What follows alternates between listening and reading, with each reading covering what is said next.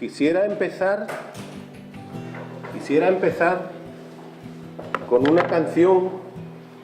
Voy a poner ahí una canción, y esa canción me la mandaron a mí hace unos... No sé si os acordaréis aquí, algunos de vosotros acordaréis de un hermano pastor morenito de piel de República Dominicana que nos visitó hace ya unos cuantos años, llamado Joel, de la Iglesia Bautista de Baní.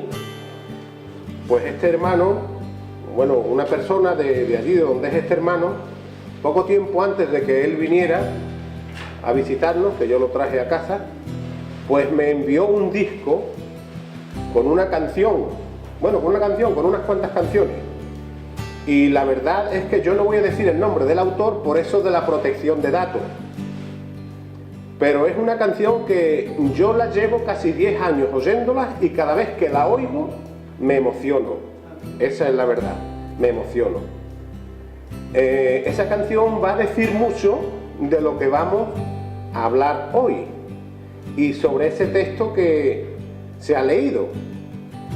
Y me gustaría, mientras que vosotros la leéis ahí, yo la voy a leer, y voy a leerla más o menos de la misma manera que él la lee, porque hay una parte que es leída, que él habla, y otra parte que él canta.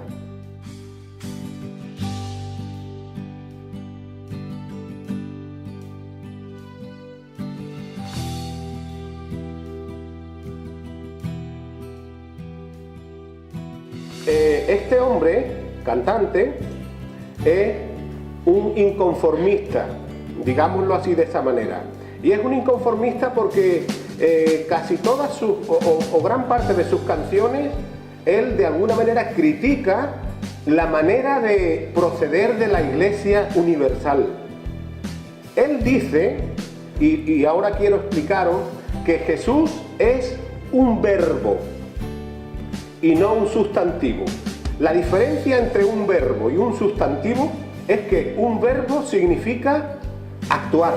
Ustedes pensad en cualquier verbo: comer, reír, cantar, hacer, saltar, brincar. Cualquier verbo que nosotros pensemos sugiere una acción.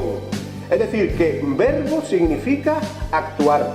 Ahora, un sustantivo, ¿qué es? Un nombre. Como por ejemplo el nombre de Jesús, un nombre que puede estar ahí quieto. Y yo me gustaría leeros así, más o menos de la manera que él lee, mientras que vosotros la seguís, ¿no? Y dice así: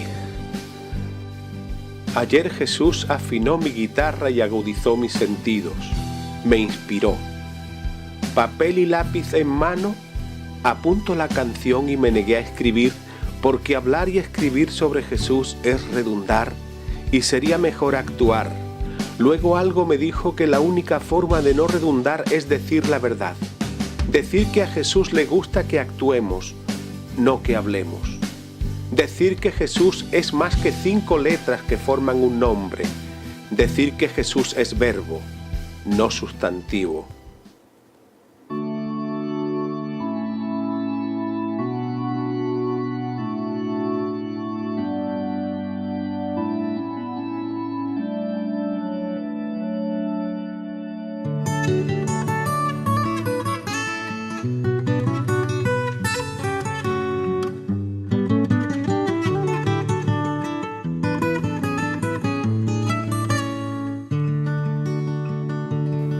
Jesús es más que una simple y llana teoría. ¿Qué haces, hermano, leyendo la Biblia todo el día? Lo que ahí está escrito se resume en amor. Vamos, ve y practícalo. Jesús, hermanos míos, es verbo, no sustantivo. Jesús es más que un templo de lujo con tendencia barroca. Él sabe que total y a la larga eso no es más que roca. La iglesia se lleva en el alma y en los actos, no se te olvide que Jesús, hermanos míos, es verbo, no sustantivo.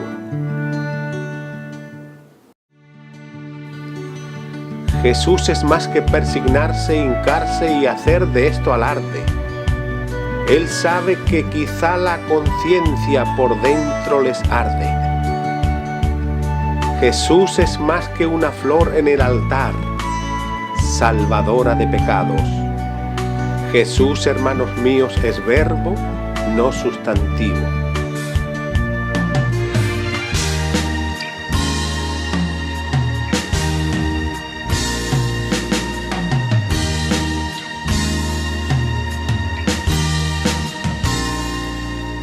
Jesús convertía en hechos todos sus sermones. Que si tomas café es pecado, dicen los mormones. Tienen tan poco que hacer que andan inventando cada cosa. Jesús, hermanos míos, es verbo, no sustantivo.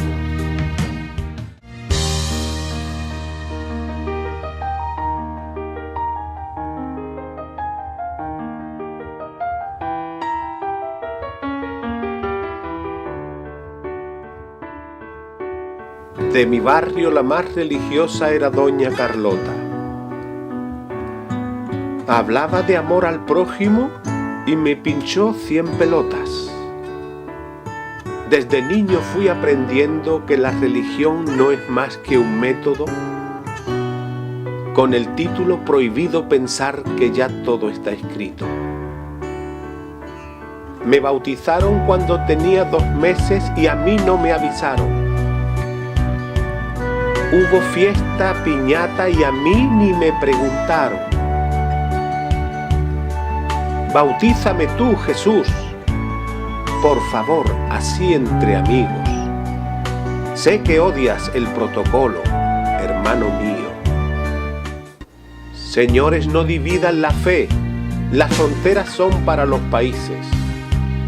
En este mundo hay más religiones que niños felices. Jesús pensó, me haré invisible para que todos mis hermanos dejen de estar hablando tanto de mí y se tiendan la mano.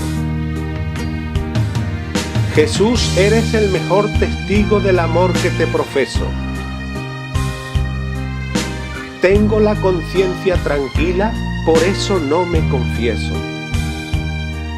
Rezando 2 Padres Nuestros, ¿el asesino no revive a su muerto? Jesús, hermanos míos, es verbo, no sustantivo.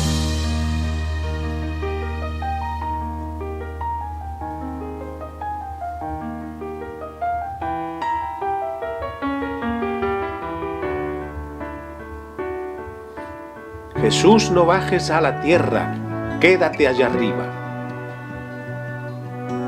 Todos los que han pensado como tú hoy están boca arriba, olvidados en algún cementerio de equipajes sus ideales. Murieron con la sonrisa en los labios porque fueron verbo y no sustantivo.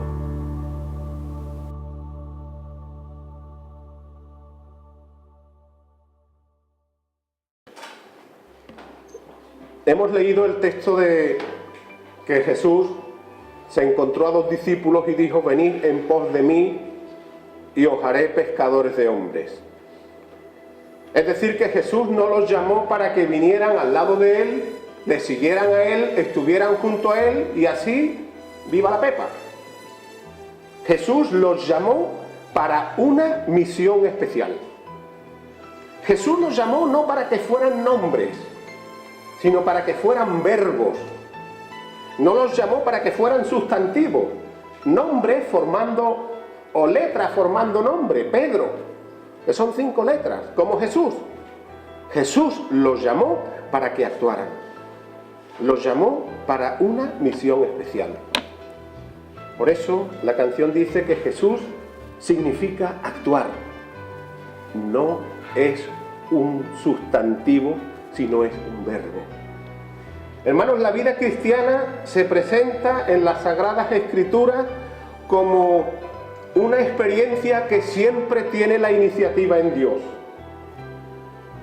La vida cristiana es una serie de llamamientos, o la vida de la persona que se convierte tiene una serie de llamamientos que tienen su origen siempre en Dios. Dios es el que llama, siempre. El hombre es el que responde. Dios es el que de alguna manera atrae a la persona. El hombre es el que es atraído. Dios es siempre el que busca y el hombre es el que es hallado. Dios siempre es el que hace la acción. Dios siempre actúa como verbo, no como un Dios que está ahí lejano, como un nombre que forman unas letras, Yahvé, Jehová, Jesús, sino Dios siempre está actuando. Dijo Jesús, mi Padre hasta ahora trabaja y yo trabajo, es decir, actúo.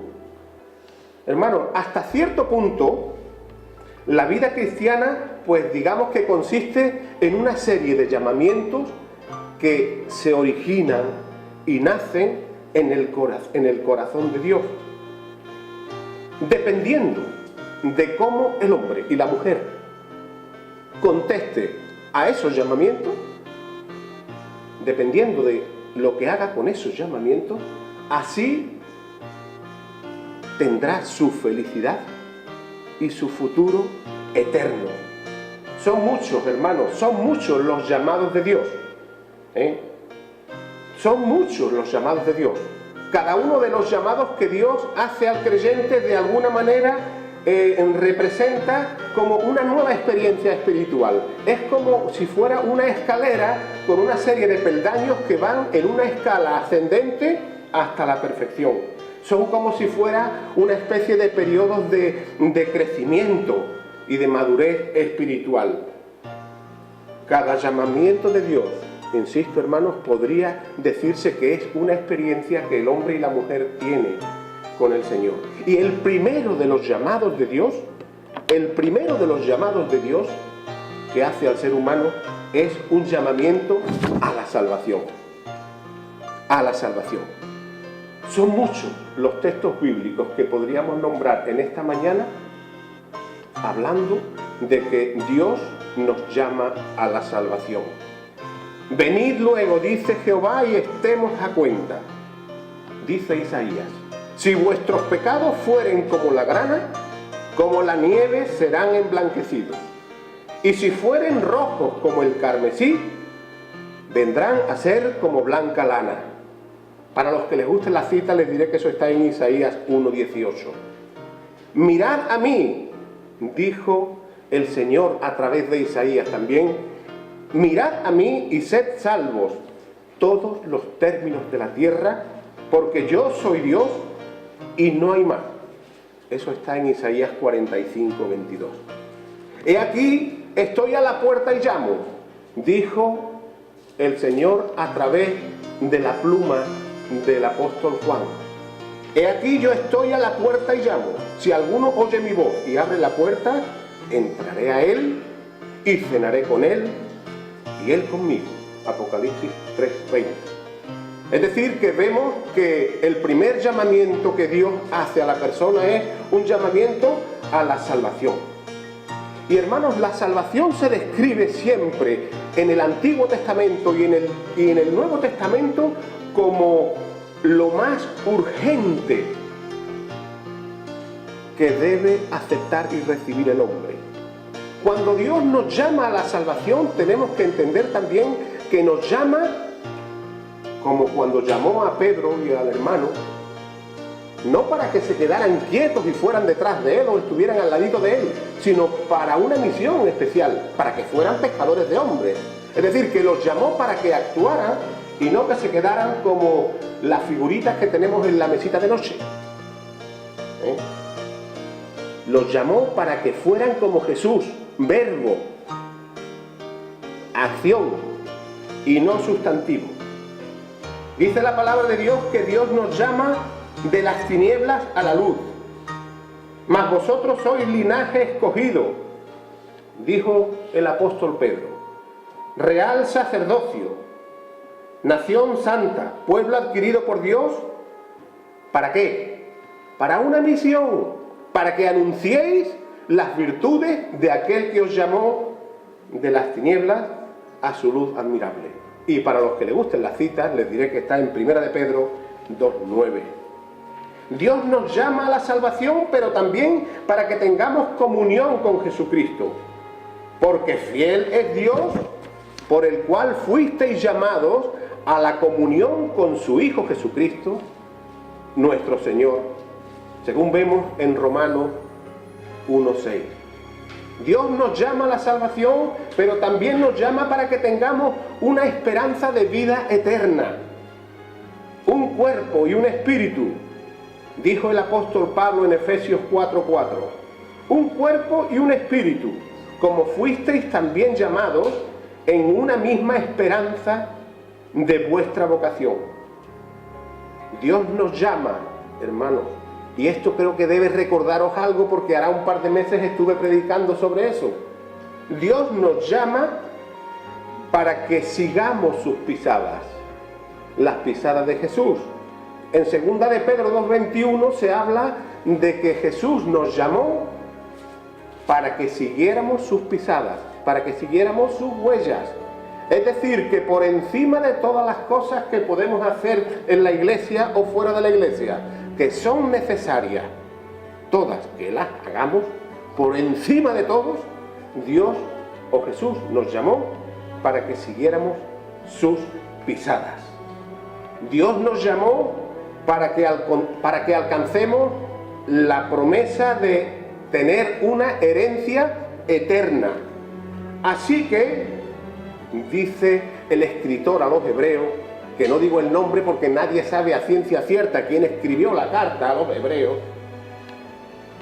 dice, así que por eso es mediador de un nuevo pacto, está hablando de Jesucristo, que es mediador de un nuevo pacto, para que interviniendo la muerte para remisión de las transgresiones que había bajo el primer pacto, los llamados por Dios, es decir, nosotros, reciban la promesa de la herencia eterna. Hebreos 9:15.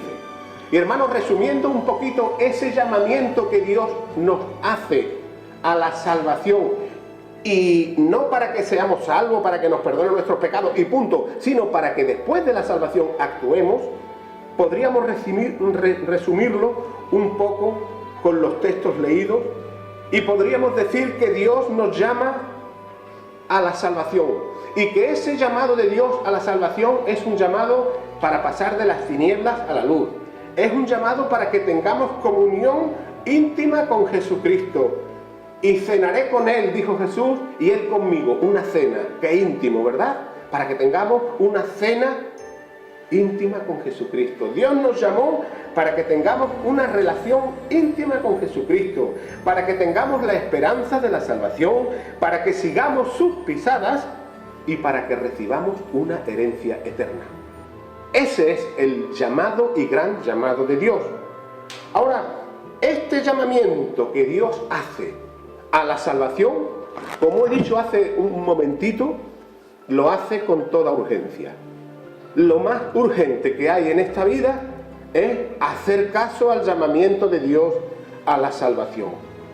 Y es urgente porque de ello depende nuestro destino eterno.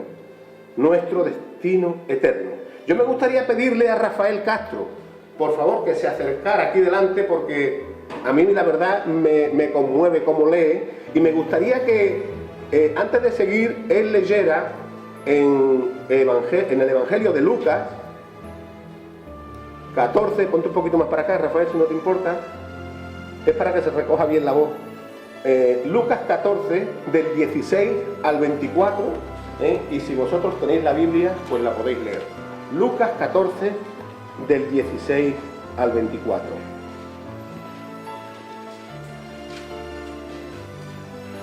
Muy bien, dice la palabra.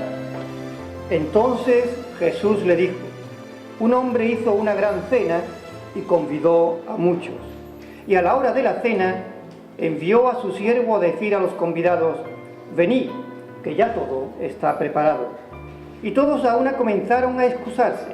El primero dijo: he comprado una hacienda y necesito ir a verla, te ruego que me excuses. Otro dijo: he comprado 5 yuntas de bueyes y voy a probarlos, te ruego que me excuses. Y otro dijo: acabo de casarme y por tanto no puedo ir. Vuelto el siervo, hizo saber estas cosas a su señor. Entonces, enojado el padre de familia, dijo a su siervo: ve pronto por las plazas y las calles de la ciudad y trae acá a los pobres, los mancos, los cojos y los ciegos. Y dijo el siervo: Señor, se ha hecho como mandaste, y aún hay lugar. Dijo el Señor a su siervo: ve por los caminos y por los vallados, y fuérzalos a entrar, para que se llene mi casa, porque os digo que ninguno de aquellos hombres que fueron convidados gustará mi cena. Hermanos, aquí vemos la historia de un hombre que hace una fiesta. La fiesta debe ser festejada y debe ser celebrada. Este hombre invita, yo diría que a sus más allegados, para que fueran a la fiesta. Y como hemos leído, uno que se tenía que casar, otro que se tenía que divorciar, otro que tenía que ir a pescar, y cada uno fue echando excusas para no ir a esa fiesta. El hombre, el que hizo la fiesta, indignado, le dice a su siervo: id por ahí, y a todo el que veáis, invitadlo a la fiesta. Ese hombre representa a Dios, que está invitando continuamente. Está invitando continuamente al hombre y a la mujer a la fiesta de las bodas del Cordero. Ese hombre representa a Dios. Esos que se excusaron son aquellos que se creen más papistas que el Papa. Aquellos que lo saben todo. Aquellos que no necesitan a Dios. Aquellos, como dijo Jesucristo: yo no he venido a llamar a los sanos, sino a los pecadores al arrepentimiento. A los que se creen sabios en su propia opinión. Aquellos siervos que el hombre enojado envió representa a los ministros de Dios, a los siervos de Dios. Y toda aquella gente invitada representa a toda la humanidad. Y representa a toda la humanidad porque toda la humanidad es invitada por Dios a ese llamamiento que Él hace para la salvación. Y esa indignación del hombre, esa indignación representa la urgencia de hacer caso al llamamiento de Dios. Y es de urgencia porque, como ya he dicho hace un momentito, en ello va nuestro futuro, nuestro destino eterno. Esta urgencia, hermanos, en el llamado de Dios a la salvación, podemos verla en varios textos. Si oyeres hoy su voz, dice el Señor en la carta a los Hebreos, si oyeres hoy su voz, no endurezcáis vuestros corazones. He aquí, ya lo leí antes, pero lo voy a leer otra vez. Estoy a la puerta y llamo. Si alguno oye mi voz y abre la puerta, yo entraré a él y cenaré con él y él conmigo. Hermanos, hay muchos textos más. Hay otro que no he apuntado la cita porque no me acordaba así al mirar donde estaba, que dice: hoy es el día aceptable, hoy es el día de salvación. Y esa urgencia que vemos que la palabra de Dios dice de aceptar la salvación, el llamado que Dios hace a la salvación, no solamente la vemos en la Biblia, sino que es algo que todos los hijos de Dios han entendido a través de los siglos. Que el llamamiento de Dios es lo más urgente que hay en esta vida. Tenemos muchos y bonitos himnos. Por ejemplo, en el himnario bautista hay alrededor de 45 himnos que son himnos de llamamiento. No solamente la Biblia recoge la urgencia de hacer caso al llamamiento de Dios a la salvación, sino que hasta el mismo himnario nos habla de la urgencia de recibir la salvación de Dios. Yo podría aquí leer varios himnos, pero voy a leer solamente el que más me llamó la atención. Y dice uno de ellos: a Jesucristo ven sin tardar, que entre nosotros hoy Él está. Y te convida con dulce afán, tierno, diciendo: ven. Dice la segunda estrofa: piensa que Él solo puede colmar tu triste pecho de gozo y paz.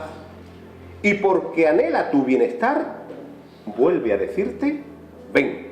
Y dice la última estrofa: su voz escucha sin vacilar, y grato acepta lo que hoy te da. Hoy te da. Tal vez mañana no habrá lugar. No te detengas. Ven. El llamamiento de Dios, hermanos, a la salvación implica un llamamiento de Dios, y eso tiene que ver algo con lo que ha hablado Rafael hoy, o por lo menos comparte lo que él ha hablado, un llamamiento a la santidad.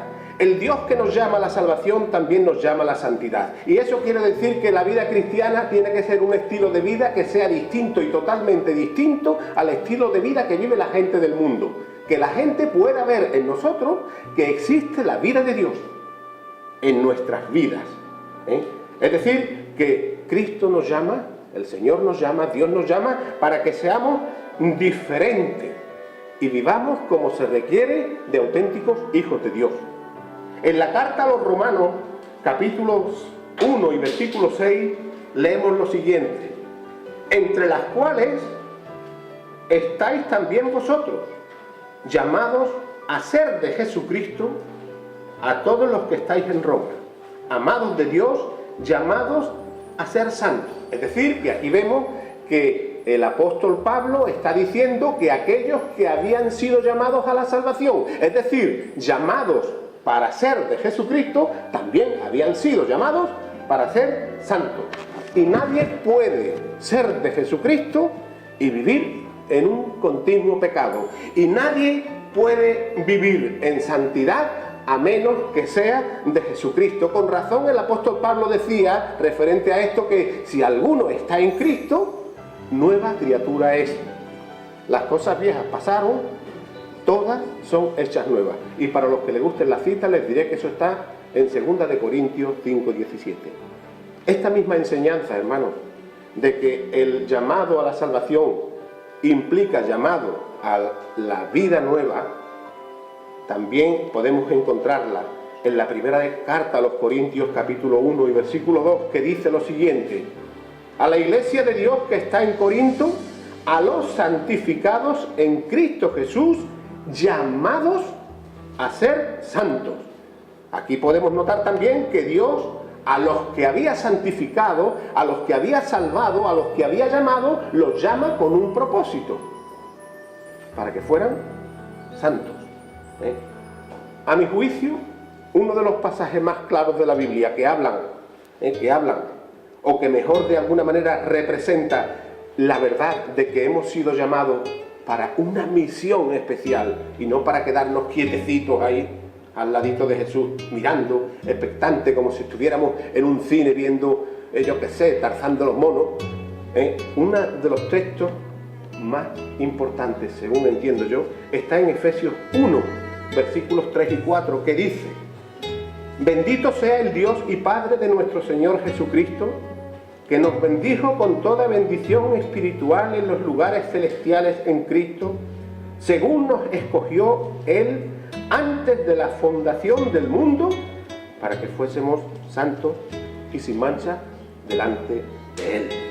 Hermanos, hoy como nunca es necesario tener conciencia de que el llamamiento de Dios a la salvación significa llamamiento de Dios a la vida nueva, a la vida nueva.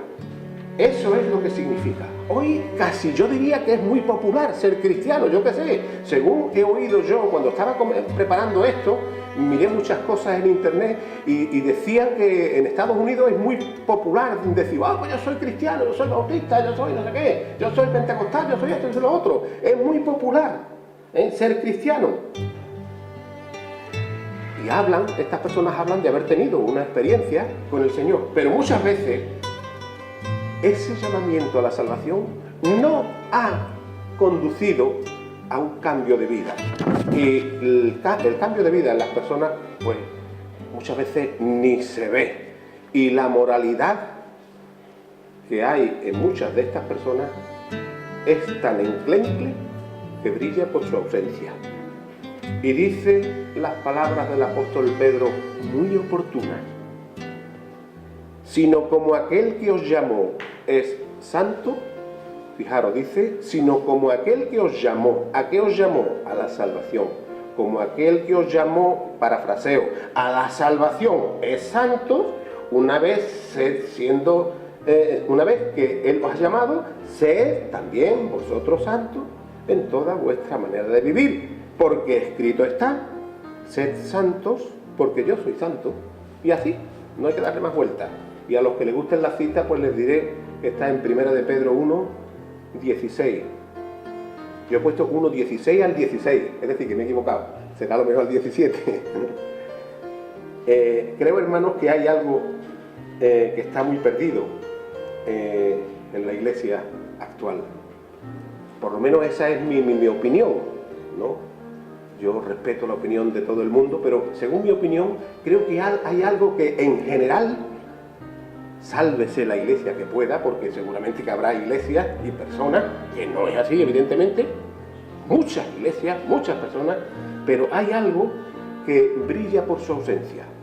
Y es que la iglesia tiene que ver la vida nueva y la santidad como una belleza, como algo bonito. El salmista, en el Salmo 110, versículo 3, dice: tu pueblo se te ofrecerá voluntariamente en el día de tu poder, en la hermosura de tu santidad. Y ver la santidad como algo bonito y hermoso es algo que debiéramos ir acoplando a nuestras vidas, si en verdad hemos sido llamados a la salvación. Y por último, hermanos, Dios nos llama al servicio. Una vez que Dios nos ha llamado a la salvación, una vez que esa salvación nos conduce a la vida nueva, Dios nos llama al servicio. Cuando en el texto que los Yolanda leyó, venid en pos de mí y os haré pescadores de hombres, como ya he dicho en reiteradas ocasiones, Él no llamó a estos dos discípulos para que fueran al ladito de Él. Vamos allí, venga, vamos allí, venga. No, los llamó para que sirvieran en el reino de Dios. Los llamó para una misión especial: ser pescadores de hombres. En el pasaje de Romanos que hemos leído, habla de 3 llamamientos que nos hace Dios. En el versículo 6 se nos dice que somos llamados para ser de Jesucristo, es decir, para la salvación. En el versículo 7 se nos habla de que somos llamados a la santidad. Y en el versículo 1 dice que somos llamados para servir, para el servicio. Pablo dice, el versículo 1, siervo de Jesucristo, servidor de Jesucristo, llamado a ser apóstol, apartado, ¿para qué? Para servir, ¿en qué? Predicando el Evangelio de Dios. Por lo que está muy claro, hermano, está muy claro.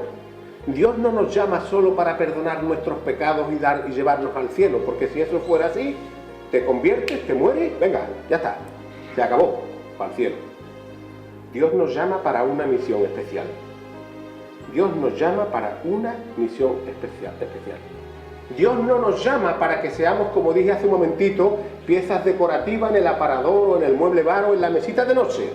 Dios no nos llama para que seamos unos adornos y unas piezas decorativas en su iglesia y unos calientabancos los jueves, los miércoles y los domingos. Dios no nos llama para que hagamos muchas ceremonias y muchas cosas, que hay que hacerlas. Por encima de todo eso, Dios nos llama para servir, para servir. Porque Dios no se conforma, hermano. Dios no se conforma en que seamos unos meros espectadores de lo que Él hace y de lo que hacen sus ministros, sino que Él quiere que seamos nosotros llamados para servir. Fijaros, los grandes hombres de la Biblia, no fueron grandes ni por su misticismo ni por su espiritualidad. Los grandes hombres de la Biblia fueron grandes hombres por su servicio. Cuando Dios llamó a Abraham, le dio una misión, porque siempre Dios nos llama para una misión, no para que seamos sustantivos, sino verbos, como Jesús. Cuando Dios llamó a Abraham, lo llamó para una misión. Cuando Dios llamó a Moisés, lo llamó para que sacara a su pueblo de la esclavitud de Egipto. Lo llamó en el desierto y lo llamó no para que se quedara en el desierto ni cuidando cabras con Jethro su suegro y Séfora su mujer, sino para que sacara a su pueblo de Egipto. Cuando Dios llamó a Josué, lo llamó para que metiera al pueblo de Israel en la tierra prometida. Cuando Dios llamó a todos y cada uno de sus profetas, los mayores y los menores, los llamó para que fueran sus voceros, sus portavoces, los que predicaran la palabra de Dios al pueblo de Dios. Cuando Dios llamó a los apóstoles, los llamó para que predicaran el evangelio de la gracia salvadora de Dios. Cuando Dios nos llamó a nosotros, ¿para qué nos llamó? ¿Para qué? Esa es una pregunta que tendríamos que hacernos y que cada uno se la debería contestar dentro, pero contestarla bien y no, qué bonito, ¿no? ¿Para qué nos llamó Dios? ¿Sabemos para qué llamó a Abraham? ¿Para qué llamó a Moisés? ¿Para qué llamó a Josué? ¿Para qué llamó a los profetas? ¿Para qué llamó a los apóstoles? Ahora, ¿sabemos nosotros para qué hemos sido llamados? ¿Para ser verbo, como decía la canción, o sustantivo? ¿Para ser verbo o sustantivo? Eso debemos pensarlo muy seriamente y contestarnos bien esa pregunta en nuestro corazón. El Señor nos ha llamado, hermanos, para que le sirvamos, y no para que estemos los miércoles, los jueves y los domingos aquí o allí o haciendo lo que sea, para que le sirvamos, para que prediquemos. A Abraham le dijo, Abraham, vete de tu tierra y de tu parentela, es decir, y de tu familia, y vete a la tierra que yo te mostraré. A Moisés dijo, ve, por tanto, ahora, y te enviaré a Faraón, para que saques de Egipto a mi pueblo, los hijos de Israel. A Isaías dijo, anda y ve a este pueblo. A Jeremías le dijo, mira que te he puesto en este día sobre naciones y sobre reinos, para arrancar, para destruir, para arruinar y para derribar, para edificar y para plantar. A sus apóstoles les dijo, venid en pos de mí, como hemos dicho, y os haré pescadores de hombres. Y vuelvo a decirte, vuelvo a que nos digamos, ¿y a nosotros para qué nos llamamos? A nosotros para qué nos llamamos.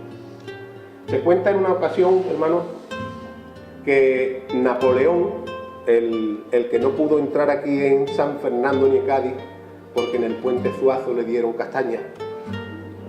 Se cuenta que Napoleón, en una de las batallas que tuvo, unos cuantos de sus generales fueron a él con un montón de papeles diciendo, mira, Napoleón, por todas estas razones, tú no deberías ir al frente en esta guerra. Y Napoleón, después de haber escuchado atentamente a sus generales, dijo, tiro para adelante. Y ganó la batalla. Y ganó aquella batalla. Y así debiera ser, en cierto modo, nuestra vida. Hay muchas veces, hermanos, que es posible que creamos y entendamos que tenemos que quedarnos de brazos cruzados. No sé, a lo mejor vemos situaciones que dicen, bueno, aquí es mejor quedarse callado. Más vale no abrir la boca ni para molestar, ni para hablar. Vamos a quedarnos de brazos cruzados. Pero si en verdad queremos alcanzar los triunfos, porque recordad que Él nos ha llamado para ir de gloria en gloria, de victoria en victoria, de poder en poder.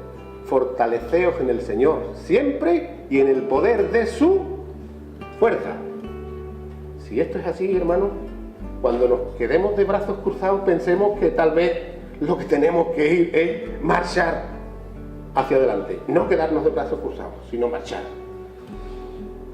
En relación al servicio que Dios nos manda como cristianos hacer, las personas que no se entusiasman, los cristianos que no se entusiasman con el servicio a los demás, es por una razón, y es porque nadie se puede entusiasmar con lo que no tiene. Yo no me puedo entusiasmar escuchando la canción de este hombre, que me entusiasmo y la verdad me salen hasta las lágrimas cuando la escucho.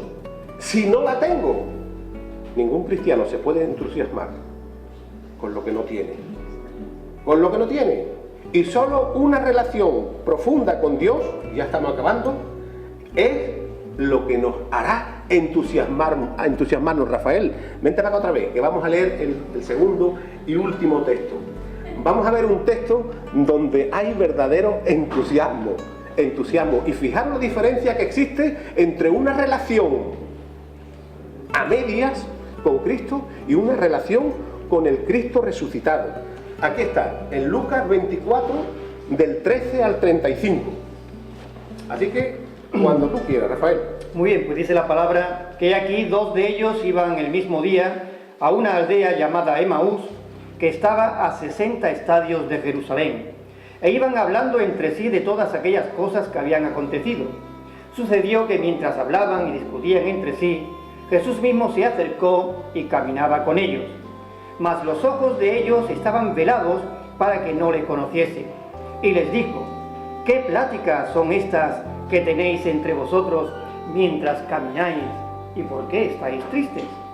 Respondiendo uno de ellos, que se llamaba Cleofas, le dijo: ¿eres tú el único forastero en Jerusalén que no ha sabido las cosas que en ella han acontecido en estos días?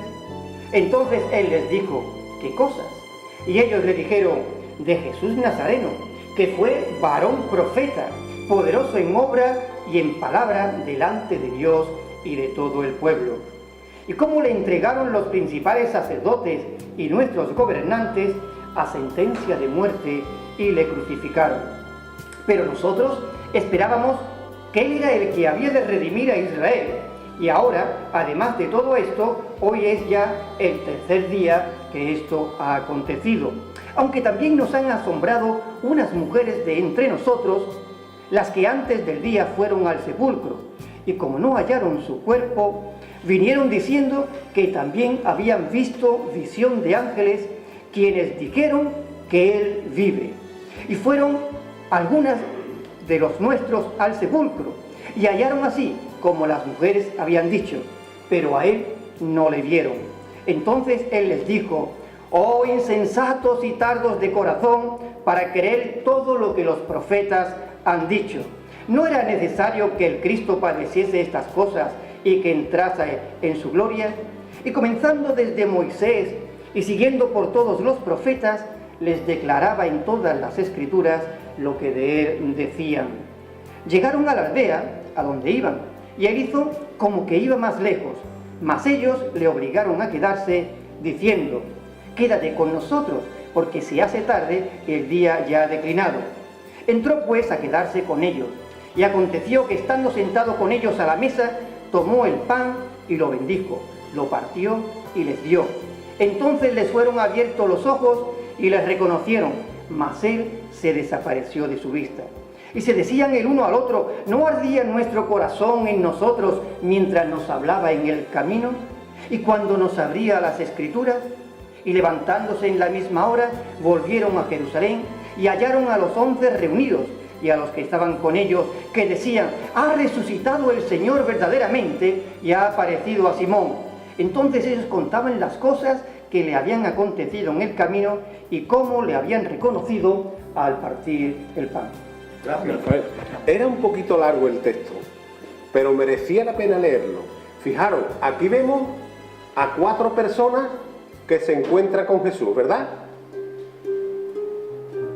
¿Cuántos eran? ¿4 o 2? 2. No, eran 4.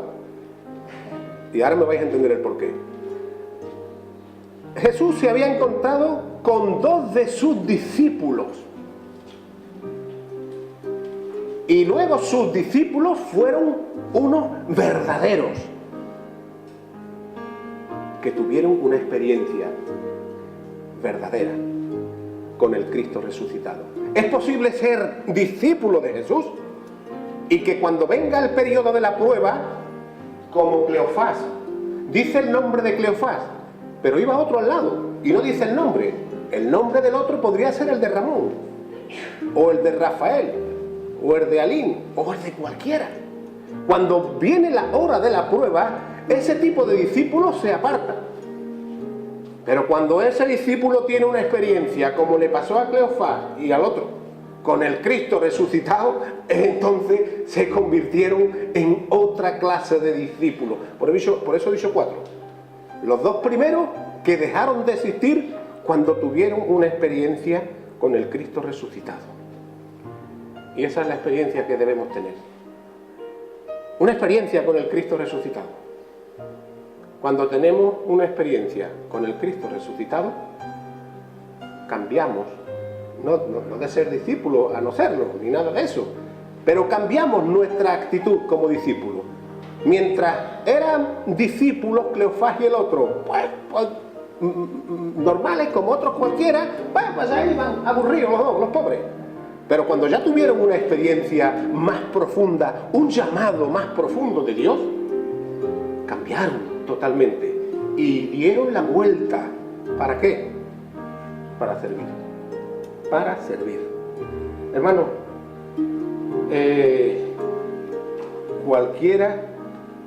cualquiera conoce que España es un país que es muy dado a los refranes, ¿verdad? Quiero decir que nadie hoy es problemático en la iglesia. En la iglesia no hay personas problemáticas. De la noche a la mañana uno dice, ¡ay, qué problemático es este! No, hermano. Eso no existe en la iglesia. Eso no existe en la iglesia. No hay personas problemáticas. Una persona problemática se convierte cuando no está sirviendo, cuando no está haciendo nada. Uno de esos refranes, esos que llenan el refranero español, dice, a lo mejor este refrán lo conocen las hermanas de Argentina o los de Brasil, yo no lo sé, pero uno de esos refranes dice que mientras que la mula está pataleando o pateando, como dirían otros, no está jalando, empujando o tirando. Es decir, que mientras que la mula está empujando lo que tiene que empujar y tirando, es decir, trabajando y sirviendo, no está pateando ni pataleando. Mientras que estemos pataleando sin hacer nada, lo único que vamos a dar son problemas. Eso es lo que vamos a dar, problemas. Es decir, que nosotros no somos un problema en sí. El problema es si servimos o no servimos. Y todo el tiempo que derrochemos en no hacer nada, nuestra mente va a ser ocupada, seguramente porque el diablo, como decía Rafael, anda como león, rugiente, y seguramente que el diablo va a meter ideas en nuestra cabeza. ¿Para qué? Pues para ser un problema. Y así es, hermanos, una persona entregada al servicio por los demás deja de ser un problema y se convierte no en un sustantivo, sino en un verbo, como Jesús, que Él es el verbo de Dios, la mano de Dios, la acción de Dios. Y nada más que me queda deciros que Dios nos llamó primeramente a la salvación, nos llamó a una vida nueva, nos llamó al servicio desinteresado a los demás y a los hermanos. Y que sería muy conveniente que nos replanteemos y pensemos en nuestras vidas si el llamamiento que Dios nos hizo a la salvación nos ha conducido a la nueva vida y al servicio. Se cayó. Y al servicio. Porque de no ser así,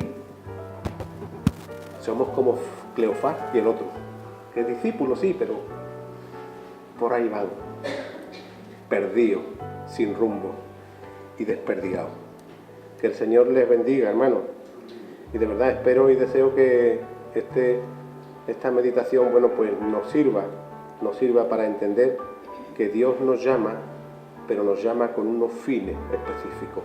Nos llama para ser verbos y no nombres sustantivos. Amén. Amén.